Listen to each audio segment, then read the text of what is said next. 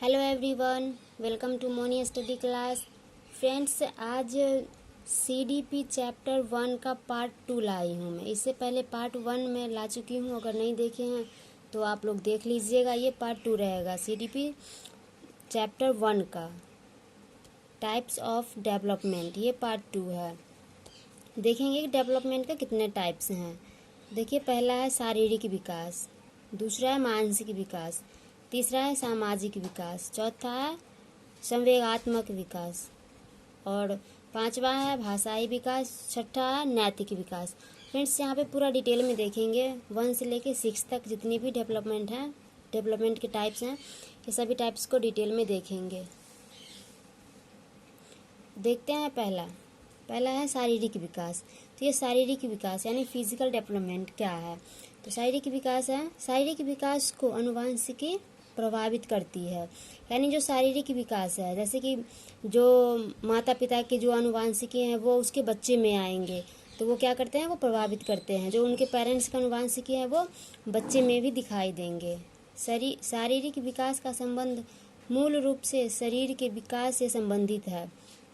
जैसे बच्चे की ऊंचाई, वजन बढ़ना, शारीरिक आकार में परिवर्तन ही शारीरिक विकास कहलाता है। शारीरिक विकास की गति विभिन्न लोगों में विभिन्न प्रकार से होती है। जैसे कि जिनके पेरेंट्स लंबे हैं उनके बच्चे भी लंबे होंगे, तो अलग अलग शरीर में अलग अलग प्रकार के दिखाई देंगे ये लक्षण। जैसे माता पिता के जो कलर हैं वही कलर बच्चे में भी दिखाई देंगे, उनका हाइट जितना है वो हाइट बच्चे में भी दिखाई देंगे। यानी शारीरिक विकास जो भी उनके पेरेंट्स में रहेंगे वो आनुवंशिकी प्रभावित करेंगे और बच्चे में भी वो दिखाई देगा। आगे देखते हैं, आगे है मानसिक विकास या संज्ञानात्मक विकास। तो देखते हैं मानसिक विकास क्या है। मानसिक विकास आपकी मानसिक योग्यताएं से संबंधित है। जैसे कि मानसिक विकास हुआ तो वो मानसिक योग्यताएं से ही संबंधित है। जैसे सोचना, सोचते कैसे हैं, मन से ही सोचते हैं, वो भी मानसिक विकास क्या एक पार्ट हुआ। सोचना, समझना, स्मरण करना, समस्या समाधान करना, निर्णय लेना, अवलोकन करना, विचार करना, निरीक्षण करना इत्यादि, ये सब क्या है, ये सब मानसिक विकास है या संज्ञानात्मक विकास हुआ। आगे देखते हैं, पॉइंट नंबर 3 में है सामाजिक विकास। ये सामाजिक विकास क्या है? शिशु जन्म के समय सामाजिक प्राणी नहीं होते हैं। जैसे कि आप सभी जानते हैं, जब बच्चा जब जन्म लेते हैं तब वो मानसिक और शारीरिक विकास से पूर्ण नहीं होते हैं। जैसे जैसे उनका मानसिक विकास और शारीरिक विकास होता है वैसे वैसे उसका सामाजिक विकास भी होता है। यानी बच्चा समाज में रहने के बाद उसके अंदर सामाजिक विकास आता है, वो जन्म से ही नहीं होता है। अपने परिवार, साथियों, स्कूल और अपने आसपास से यानी अपने समाज की परंपराओं से प्रभावित होता है वो, तब जाके उसके अंदर सामाजिक विकास होता है। जैसे कि कुछ अपने परिवार से सीखा, कुछ साथियों से सीखा, कुछ स्कूल में सीखा, तो और समाज में सीखा। समाज में रहने के बाद बच्चा सीखता है क्या, सामाजिक विकास। उसके बाद उसके अंदर सामाजिक विकास होती है। बच्चा जन्म के समय में सामाजिक प्राणी नहीं होते हैं, समाज में रहने के बाद उनके अंदर सामाजिक गुण आते हैं। आगे है 4 में संवेगात्मक विकास। अब संवेगात्मक विकास देखेंगे, अलग अलग व्यक्तियों में इमोशन यानी संवेग अलग अलग होता है। अब सभी जानते हैं सभी प्राणी अलग अलग होते हैं। किसी को गुस्सा ज़्यादा आता है, किसी को आश्चर्य ज़्यादा होती है। जैसे कि अलग अलग प्राणी हो तो अलग अलग उसका संवेग होगा। इमोशन अलग अलग होते हैं सभी प्राणियों में एक जैसा इमोशन नहीं होते हैं। संवेग यानी इमोशन ऐसी अवस्था है जो व्यक्ति के सामान्य व्यवहार को प्रभावित करते हैं। क्या है? वो सामान्य व्यवहार को प्रभावित करता है क्या, इमोशन। जैसे कि क्रोध, भय, घृणा, आश्चर्य, स्नेह, खुशी इत्यादि, ये सभी क्या, ये सभी अलग अलग प्राणियों में अलग अलग तरह से इमोशंस आते हैं। तो ये इमोशंस संवेगात्मक विकास हो गया। आगे है भाषाई विकास। भाषाई विकास क्या हो गया? Language development. भाषाई विकास बच्चे में जन्म के बाद शुरू हो जाती है। जैसे बच्चा जन्म लेता है उसके बाद बच्चा भाषा सीखना शुरू कर देता है, जिसे इन्फेंसी स्टेज कहते हैं। जन्म के बाद का स्टेज क्या हुआ?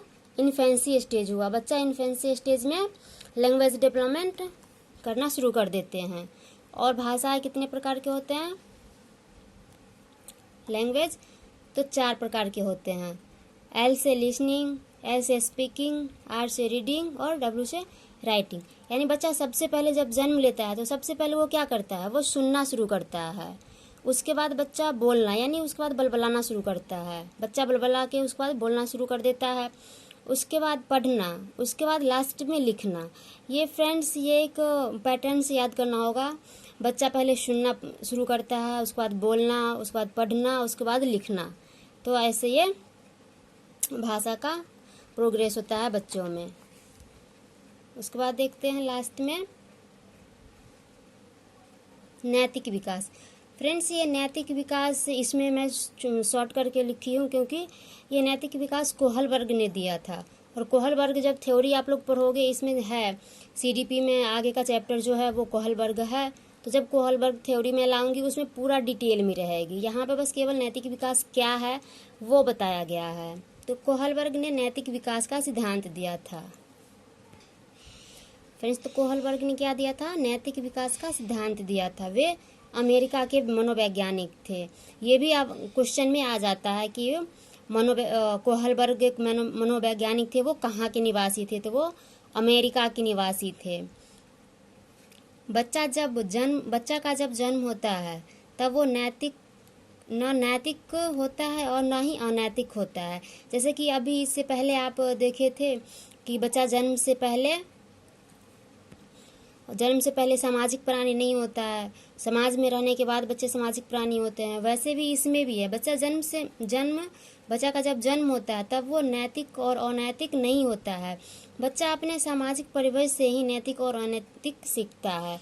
जैसे कि बच्चा समाज में रहेगा तो बच्चे समाज के साथ घुल मिल के उनसे अच्छा या बुरा जो भी हो वो नैतिक अनैतिक बच्चा अपने परिवेश से ही सीखते हैं। बच्चा जन्म के समय में ये नहीं समझते वो नैतिक हैं या अनैतिक हैं।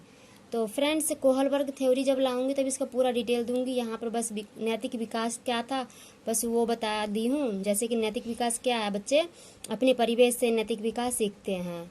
तो फ्रेंड्स, वीडियो यहीं पे लास्ट होती है। लास्ट तक देखने के लिए थैंक यू। वीडियो अच्छा लगा तो लाइक, शेयर और सब्सक्राइब ज़रूर करिएगा।